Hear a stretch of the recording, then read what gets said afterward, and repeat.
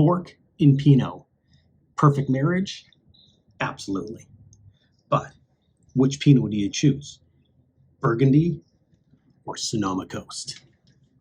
Well, we're going to find out. Come eat and drink with me. I'm Dublin.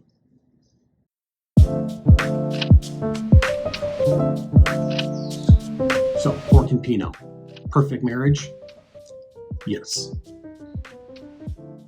So today, I'm really excited. We're going to do one of my favorite dishes.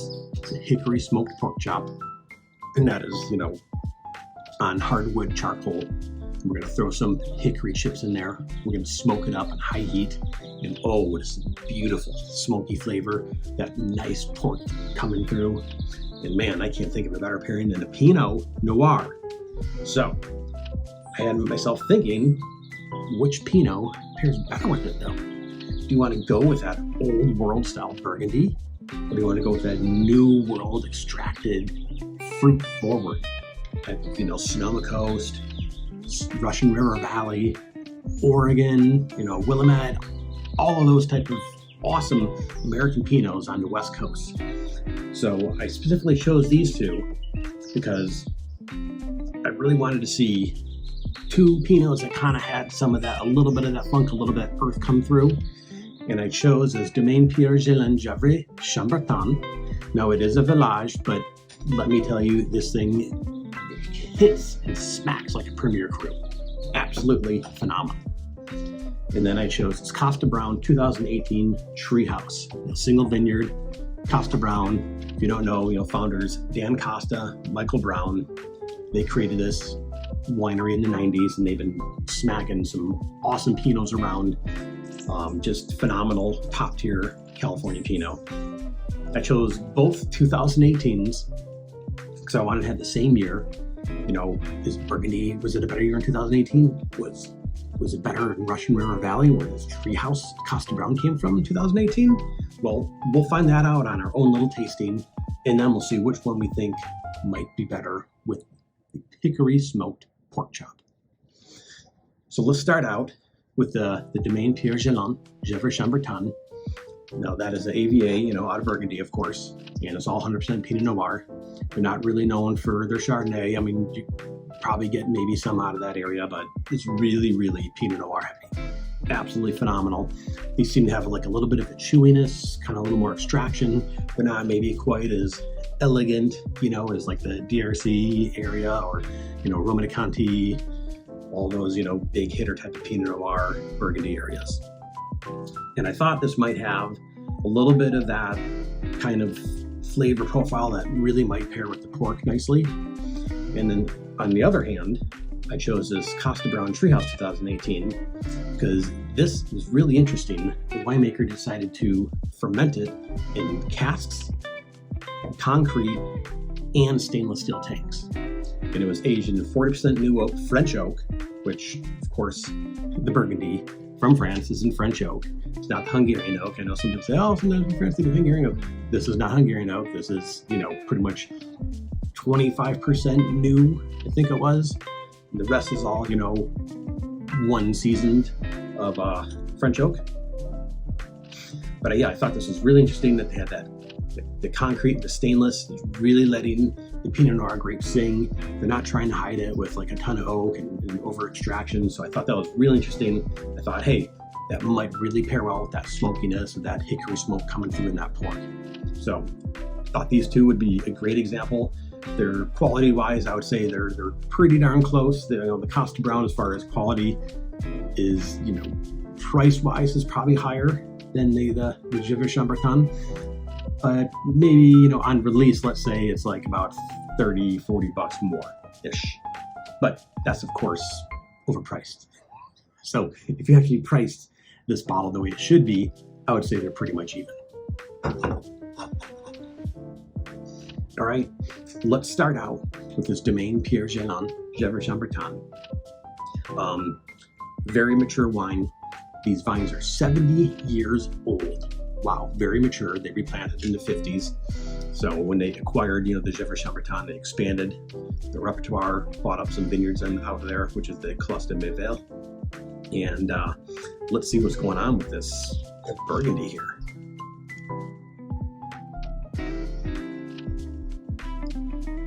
Very interesting. I mean, there's a little bit of that Burgundy funk coming through, but really, I'm kind of getting like that black, like a black cherry, some violets kind of coming through. There is that, some of that oak, but it's more of like, kind of like a sandalwood. Yeah. Definitely. A little bit of that incense, a little bit of that sandalwood. Kind of interesting. That's a nice, really kind of beautiful nose. Whew, that's really pretty.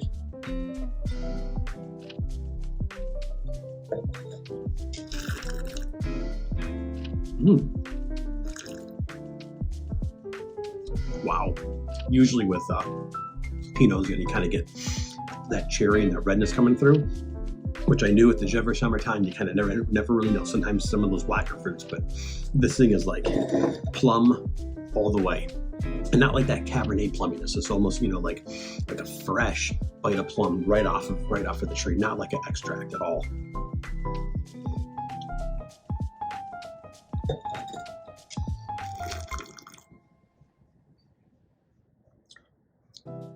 I mean, there are some of those red fruits coming through, especially on the finish. You are getting some of that cherry, some of that raspberry coming through. Really nice. There's a hint of that minerality coming through. But I'll tell you, for Burgundy, which I don't know how many Burgundies everyone's had, but sometimes it's like, dear me, you get that venison, you're just kind of ripping away at some of that venison, but not getting any of that here. It's very fresh, very, very fruity. Do one more sip and we'll move on.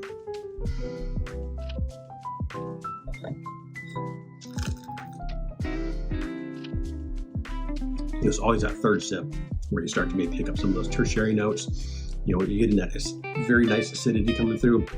There's definitely some grip to it still. A little bit of tannins. With Pinot, you're not going to get overly tannic.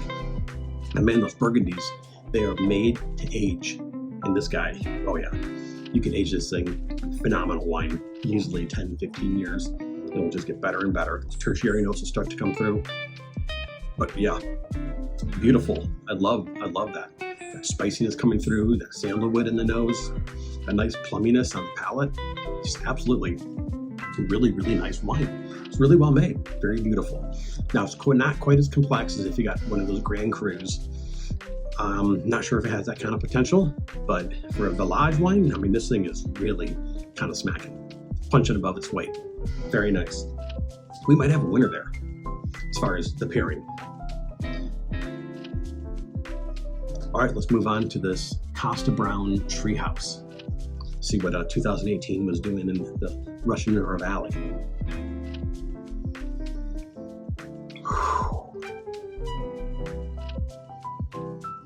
Wow, again, another nose. This is kind of taking me off. Definitely some, the red fruits coming through as usual.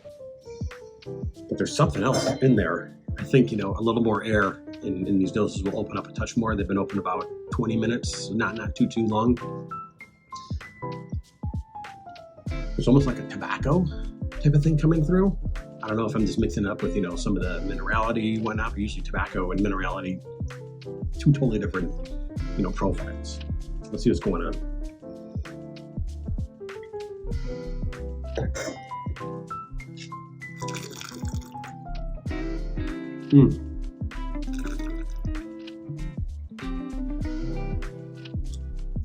Oh, wow. Where to even start? I mean, right away, you're getting like this creamy, almost creme brulee-like type of texture, just enveloping your mouth. Very nice palate. You're getting like the finish, like this kind of rose petaliness, and then like a little bit of like the pepper, kind of like a whiter pepper though, not like a dark pepper. And then you get all those, traditional kind of Russian River Valley fruits coming through.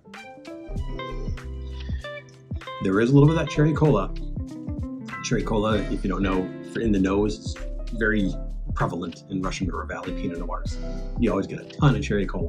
That's why with blind tastings, you can usually just go, yeah, Russian River Valley. There's the cherry cola. Give me some of that Coca-Cola on ice, and a little bit of that cherry syrup.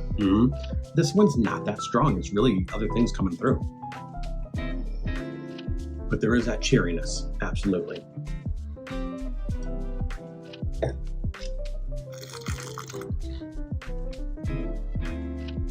So if I'm gonna pick out a fruit, I mean, it's probably gonna be a little more on the cherry side, that bright kind of vivid cherry, like the cherry that you'd put into a drink. But I mean, a little bit of like raspberry, a little bit of that licorice kind of coming through. There's definitely like some sweet fruits coming through. It's not overly oaky.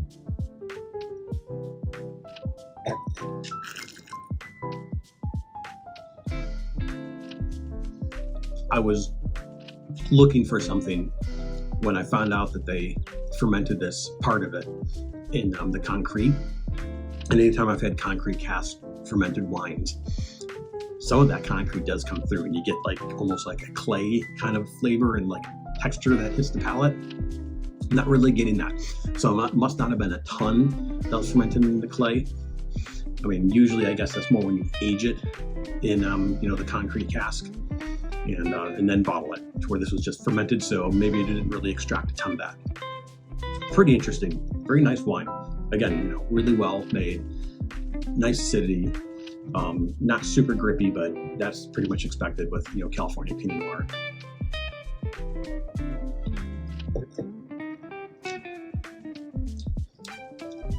Definitely some oak coming through, not a ton though.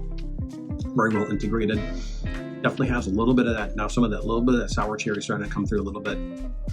That third sip. What else is going on? And yeah, I mean, definitely a good wine.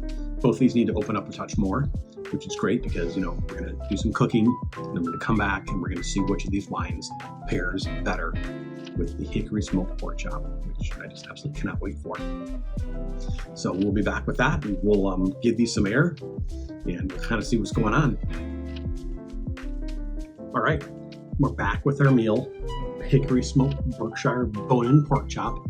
I love these because it's beautiful fat marbling for pork. I know it sounds like I'm describing a Wagyu, but Berkshire pork chops are pretty freaking amazing, and have a nice little chunk of that tenderloin there, and that really just sucks up the smoke. Delicious. So let's try our wines out first, see if they've opened up a little bit, see what's going on inside them. Let's try the Burgundy. Chambertin. Definitely getting a little more of that kind of Burgundy funk coming through. You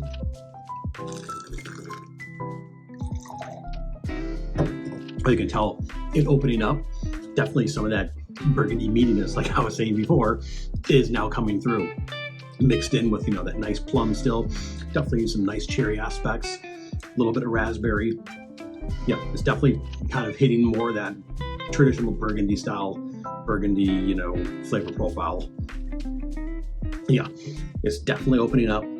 Definitely getting a little bit of that venison, not a ton, but just a little bit of that meat. And that plum is still there. Definitely some of that cherry, a little bit of that raspberry, those red fruits coming through, some of that earthiness, that forest floor-ish, so yes, definitely some of that, those old style, old world Burgundy flavor profiles are starting to come through a bit.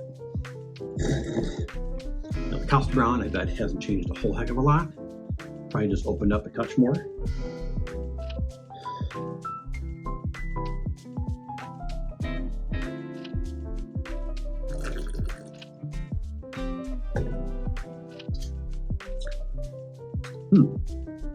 Yeah, maybe a touch of that concrete, and not in a bad way, not a brick, like a mortar, but some of that clay is starting to come through in that flavor profile with those red fruits. Kind of interesting, both nice. Let's see how they go with this. Let's take a look at this plate here. So these are fried apples. So I took some slices of some apple, fried it in the rib fat rendered down with the pork chop. Very nice accompaniment. Perfect.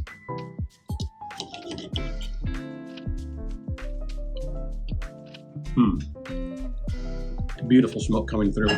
Really nice. I'm going to do a little bit of that. A touch of that apple as well.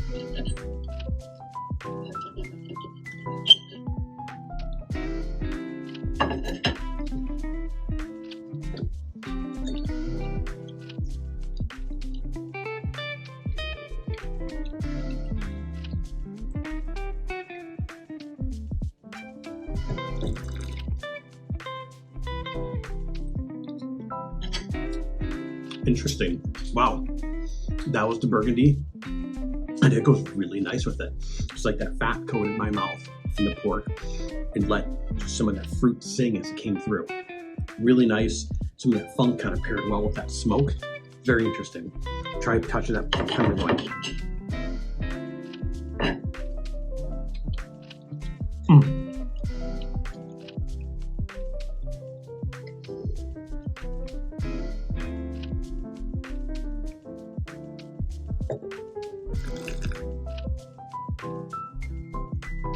Yeah. So far, really good. The tannins are cut down. The freshness is just kind of like ripping through. Just really pairing well with this pork chop right now. Just beautiful combination. Costa Brown is definitely got its challenge ahead of it.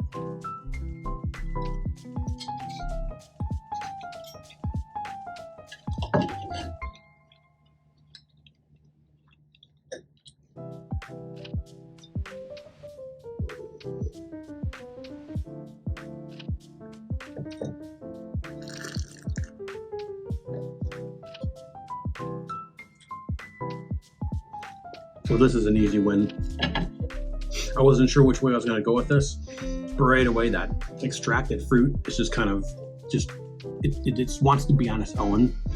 I'm not saying that you couldn't pair this with the pork chop. It's going to be fine, but the perfect marriage right now is that Burgundy.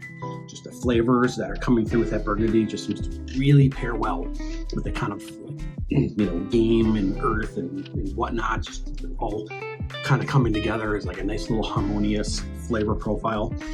Nothing's fighting with each other. This wine is accompanying this dish to where the Costa Brown just wants to be front and center. So if you're a chef and you as a som, you want to pair something that's going to go perfectly with the dish and not compete with the chef's dinner, then you definitely want to go with the Gevrey Chambertin. Close to Mayville, Pierre Gélin. Boom, there it is, perfection. I don't know if I would say that I came in with any preconceived notions, but I was probably leaning towards the Burgundy anyway. So I think I kind of hit it right ahead on the nail on that one. So it was really, really good.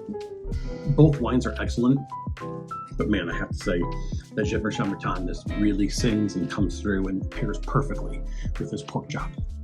So to sum it up, both wines, if I was going to rate them, low 90s, solid wines. They're not necessarily going to blow you away. Maybe some time and with little age might some of those tertiary notes might start coming through, especially with Burgundy.